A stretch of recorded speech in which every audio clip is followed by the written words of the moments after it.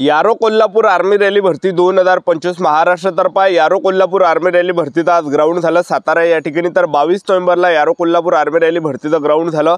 तर आज भरती कशा प्रकारे झाली, एका बॅचमध्ये रनिंगसाठी किती पोरं रनिंगसाठी सोडत आहे आणि त्यामधले ॲक्सिलेंटचे किती पोरं घेतल्या जात आहे, सेकंड ग्रुपचे किती घेतल्या जात आहे, तिसऱ्या ग्रुपचे किती घेतल्या जात आहे, चौथ्या ग्रुपसाठी किती पोरं घेतल्या जात आहे आणि टायमिंग या ठिकाणी काय आहे, ॲक्सिलेंटसाठी काय टाइम दिला जात आहे, सेकंड ग्रुपसाठी काय टाइम दिला जात आहे, तिसऱ्या ग्रुपसाठी काय टाइम दिला जात आहे, चौथ्या ग्रुपसाठी काय टाइम दिला जाते आणि त्याचबरोबर ग्राउंडच्या अंदर डॉक्युमेंट आपल्याला कोणकोणते लागत आहे, जेव्हा गेटच्या अंदर एंट्री होते एंट्रीपासून तर ग्राउंडच्या अंदरपर्यंत कोणकोणते डॉक्युमेंट त्या ठिकाणी लागत आहे, उंची वगैरे त्या ठिकाणी किती मोजले जात आहे, छाती किती मोजले जात आहे, वजन किती मोजले जात आहे आणि ग्राउंडच्या अंदरची प्रक्रिया मी तुम्हाला सांगणार आहे आणि मुलं या ठिकाणी कोणकोणत्या चुका करत आहे ज्या की आपल्याला या ठिकाणी करायच्या नाही आहे, एक लक्षात ठेवा, ठीक आहे। तर आज भरती कशा प्रकारे झाली तर संपूर्ण ग्राउंडच्या अंदरची प्रक्रिया मी तुम्हाला आजच्या व्हिडिओच्या माध्यमातून सांगणार आहे। तर आजचा व्हिडिओ खूप महत्त्वाचा होणार आहे, व्हिडिओ शेवटपर्यंत बघा आणि व्हिडिओला आताच लाईक करा।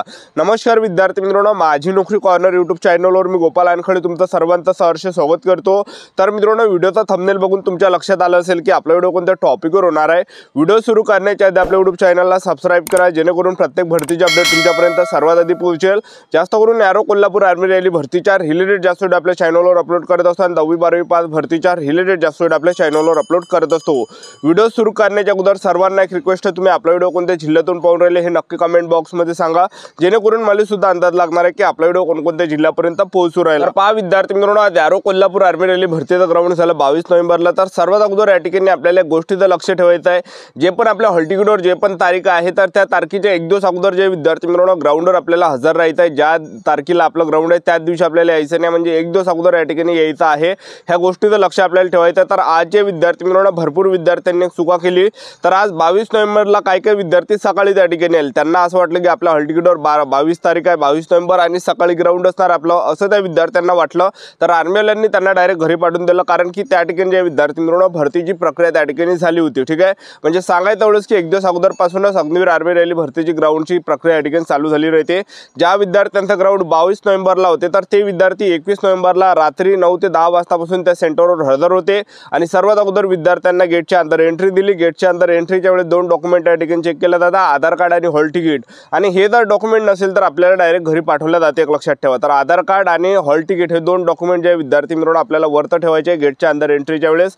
तर मुलांना गेटच्या अंदर एंट्री दिली, एंट्री दिल्यानंतर मुलांना गेटच्या अंदर त्या ठिकाणी घेतला आणि ग्राउंडमध्ये मुलांना बसून ठेवलं जात आहे आणि त्याचबरोबर आर्मीवाले त्या ठिकाणी मुलांना मोटिवेट करत आहे, काही सूचना त्या ठिकाणी देत आहे की आपले जे कागदपत्र आपल्याजवळच तुम्ही ठेवा, आपले जे कागदपत्र आपल्या मित्राजवळ देऊ नका, ठीक आहे। तर ह्या काही सूचना त्या ठिकाणी देत आहे, जास्त बोलू नका, तुमची एनर्जी वेस्ट होणार आहे आणि तुम्हाला धावण्यासाठी जे विद्यार्थी मित्रांनो तुमची एनर्जी त्या ठिकाणी राहणार नाही, तर हे काही त्या ठिकाणी ते सांगत आहे, एक लक्षात ठेवा, ठीक आहे। आणि महत्त्वाच्या सूचना सुद्धा त्या ठिकाणी देत आहे आणि मुलांना बसून ठेवलं जातं, एक लक्षात ठेवा, ठीक आहे। आणि हे झाल्यानंतर जे विद्यार्थी मित्रांनो हॉल तिकीट स्कॅन त्या ठिकाणी होता, हॉल तिकीट सर्वांच्या स्कॅन होते, तर हॉल तिकीट सर्वात अगोदर स्कॅन केले आणि अगोदर जे विद्यार्थी मित्रांनो हाईट मोजल्या जातं, एक लक्षात ठेवा, ठीक आहे। जेव्हा स्कॅन होते हॉल तिकीट त्याच्या अगोदर जे विद्यार्थी मित्रांनो हाईट मोजल्या जातं आणि हाईट ज्यांची नाही बसली त्यांचं सुद्धा ग्राउंड त्या ठिकाणी होत आहे, एक लक्षात ठेवा, ठीक आहे। तर हे झाल्यानंतर हॉल तिकीट स्कॅन केल्यानंतर त्या ठिकाणी मुलांना ग्राउंडच्या अंदर नेलं जात आहे आणि त्याचबरोबर जे विद्यार्थी मित्रांनो जो 400 मीटरचा जो ट्रॅक आहे तर त्या 400 मीटरच्या ट्रॅकच्या अंदर त्या ठिकाणी मुलांना बसून ठेवलं जात आहे आणि त्या ठिकाणी आर्मीवाले पूर्ण त्यांना सांगत आहे की आपल्याला कशा प्रकारे धावायचं आहे, कोणाला तुम्ही लोटा लाठी करू नका, त्या ठिकाणी कोणाला पाळू नका आणि पद्धतशीर तुम्ही त्या ठिकाणी धावा, टायमिंग तुम्हाला चांगला त्या ठिकाणी भेटणार आहे, टायमिंग वगैरे सुद्धा आर्मीवाले त्या ठिकाणी सांगते। आणि त्याचबरोबर जे विद्यार्थी मित्रांनो आर्मीवाले त्या ठिकाणी मुलांना सूचना देतात ट्रॅकच्या अंदर बसवलेले 100-100च्या बॅचेसला, ठीक आहे। तर हे सर्व झाल्यानंतर जे विद्यार्थी मित्रांनो एक 100-100ची बॅच त्या ठिकाणी उचलत आणि त्या ठिकाणी जे ट्रॅकवर रनिंगसाठी धावण्यासाठी नेत आहे आणि त्या ठिकाणी जे विद्यार्थी मित्रांनो लाल झेंडा त्या ठिकाणी दाखवला जात आहे, जसा लाल झेंडा दाखवला गो म्हटलं, जसा लाल झेंडा त्यांनी दाखवला आणि गो म्हटलं तसंच जे विद्यार्थी मित्रांनो रनिंग त्या ठिकाणी स्टार्ट होत आहे।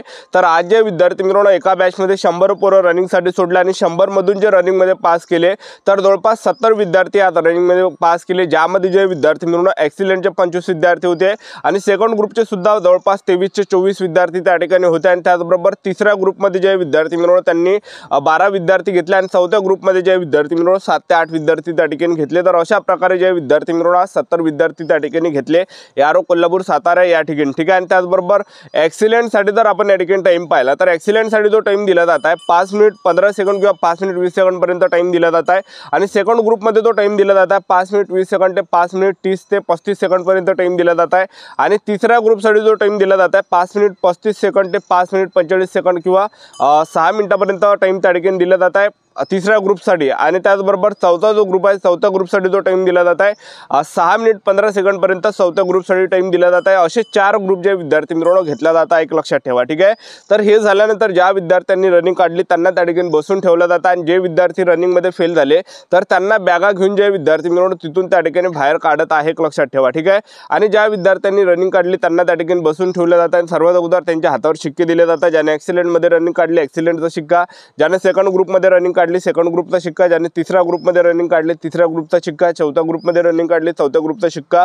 तर हे झाल्यानंतर त्या ठिकाणी मुलांना बसून ठेवलं जातं आणि त्याचबरोबर ज्यांनी रनिंग काढली त्यांना जे विद्यार्थी मित्रांनो त्या ठिकाणी लॉंग जंपसाठी नेलं जातं। तर लॉंग जंप त्या ठिकाणी होत आहे, तर लॉंग जंप आपल्याला मारायची आहे। लॉंग जंप आपली पडली नाही तरी सुद्धा दुसरा चान्स भेटते, त्याला मार्क नाही आहे लॉंग जंपला। त्याचबरोबर जे विद्यार्थी मित्रांनो लॉंग जंप झाल्यानंतर झिगझॅग त्या ठिकाणी घेऊन राहिले, झिगझॅग जरी आपली पडली नाही तरी सुद्धा दुसरा चान्स देते, ठीक आहे, आणि त्याच्यासाठी सुद्धा मार्क नसते, एक लक्षात ठेवा, ठीक आहे। आणि हे झाल्यानंतर जे विद्यार्थी मित्रांनो पुलअप्स मारण्यासाठी मुलांना नेले जात आहे, तर 10 पुलअप्स त्या ठिकाणी आहेत। जर समजा 10 पुलअप्स जर तुम्ही या ठिकाणी काढले तर तुम्हाला 40 मार्क भेटणार आउट ऑफ, आणि जसजशा तुमच्या कमी त्या ठिकाणी पुलअप्स बसणार आहे तसतसे कमी मार्क आपल्याला त्या ठिकाणी भेटणार आहे, एक लक्षात ठेवा, ठीक आहे। आणि त्याचबरोबर जे विद्यार्थी मित्रांनो हे अशा प्रकारे या ठिकाणी आहे। आणि त्याचबरोबर तुम्ही जर एक्सिलेंटमध्ये रनिंग काढली तर 60 मार्क आपल्याला या ठिकाणी भेटणार आहे आणि 40 मार्क पुलअपचे, अशा प्रकारे 100 मार्काचा ग्राउंड त्या ठिकाणी होत आहे। आणि हे सर्व प्रक्रिया झाल्यानंतर त्या ठिकाणी मुलांना आणखीन त्या ठिकाणी उंची मोजण्यासाठी नेलं जात आहे। तर उंची 168 सेंटीमीटर उंची लागत आहे, छाती 77 सेंटीमीटर, फुगून 5 सेंटीमीटर आपली भरली पाहिजे आणि वजन आपलं 50 किलोच्या वरती असलं पाहिजे। 50 किलोच्या जर खाली असेल तर आपल्याला फेल केलं जाते, अपात्र केलं जाते, एक लक्षात ठेवा। तर आपलं जे वजन आहे हे 50 किलोच्या वरती असलं पाहिजे, तिथंच या ठिकाणी रिजेक्ट केला जात आहे। तर भरपूर विद्यार्थी रनिंग काढून सुद्धा उंचीमध्ये त्या ठिकाणी हाईटमध्ये कटत आहे, त्यांना रिजेक्ट केला जात आहे। त्याचबरोबर काही विद्यार्थी छातीमध्ये ते भरपूर विद्यार्थी काढत आहे आणि वजनामध्ये सुद्धा भरपूर विद्यार्थी त्या ठिकाणी काढत आहे। ज्यांनी रनिंग काढली एक्सिलेंट सेकंड ग्रुप तिसऱ्या ग्रुप चौथ्या ग्रुपमध्ये कोणत्या ग्रुपमध्ये काढली ते सुद्धा विद्यार्थी त्या ठिकाणी कटत आहे, ज्यांची बसली नाही त्यांची, ठीक आहे। तर अशा प्रकारे त्या ठिकाणी प्रोसेस आहे, एक लक्षात ठेवा। ज्यांचं वजन 50 किलोच्या खाली असेल, 1 किलो जरी कमी असेल तर केळ वगैरे सोबत नाही एखादा डझन रनिंग काढल्यानंतर केळ वगैरे त्या ठिकाणी खा, जेणेकरून 1 किलो वजन आपलं बसणार आहे आणि क्वालिफाय होणार आहे। आणि हे झाल्यानंतर रातभर त्या ठिकाणी मुलांना बसून ठेवलं जातं आणि डॉक्युमेंट व्हेरिफिकेशनची प्रोसेस होत आहे, मुलांचे थंब वगैरे घेतला जात आहे। तर डॉक्युमेंट जे लागत आहे हॉल तिकीट लागत आहे, आधार कार्ड, 10वीचं मार्कशीट, 10वीचं बोर्ड सर्टिफिकेट, 12वीचं मार्कशीट, 12वीचं बोर्ड सर्टिफिकेट, TC, त्याला शाळा सोडला दाखला सुद्धा म्हटलं जाते। शाळा सोडला दाखला जर नसेल तर कॉलेजमधलं बोनाफाईड नाही। त्याचबरोबर आपल्याला जे विद्यार्थी मित्रांनो पोलीस सुरक्षण न्यायचं आहे, त्याचबरोबर अनमॅरिड सर्टिफिकेट न्यायचं आहे, सरपंचाचा रहिवासी दाखला, पोलीस पाटलाचा रहिवासी दाखला, आणि त्याचबरोबर जे विद्यार्थी मित्रांनो आपल्याला या ठिकाणी 20 ते 30 फोटो आपल्याजवळ असू द्या या ठिकाणी पडलेले। आणि त्याचबरोबर आपल्याला जे या ठिकाणी हे जे मी तुम्हाला कागदपत्र सांगितले हे सर्व ओरिजिनल नाही आणि प्रत्येकाचे 2-2 झेरॉक्स आहे। आर्मीला एक झेरॉक्स मागतो पण 2-2 झेरॉक्स पडल्या राहू द्या। आणि नोटरी सुद्धा लागते, नोटरी आपल्याला वकिलाच्या घरी जाऊन या ठिकाणी करायची आहे। नोटरी आपल्याला वकिलाच्या घरी जायचं, कारण आपल्या जिल्ह्यामध्ये केली चालते नोटरी किंवा दुसऱ्या जिल्ह्यामध्ये केली चालते तरी चालते, ठीक आहे। तर आपल्या जिल्ह्यामध्ये केली तरी सुद्धा चालते, तर 100 रुपयातच नोटरी करून भेटते। जर समजा तुम्हाला वकील जास्त पैसे सांगत असेल तर दुसऱ्या गल्लीमध्ये जायचं, कारण की प्रत्येक जिल्ह्यामध्ये गल्लोगल्ली वकिलाचे घर आहे। ही होती संपूर्ण महत्त्वाची माहिती। चॅनल सबस्क्राईब करून ठेवा, व्हिडिओ अपडेट देत राहणार याच्यासाठी। तर सांगतो भेटूया नेक्स्ट व्हिडिओमध्ये। जय हिंद।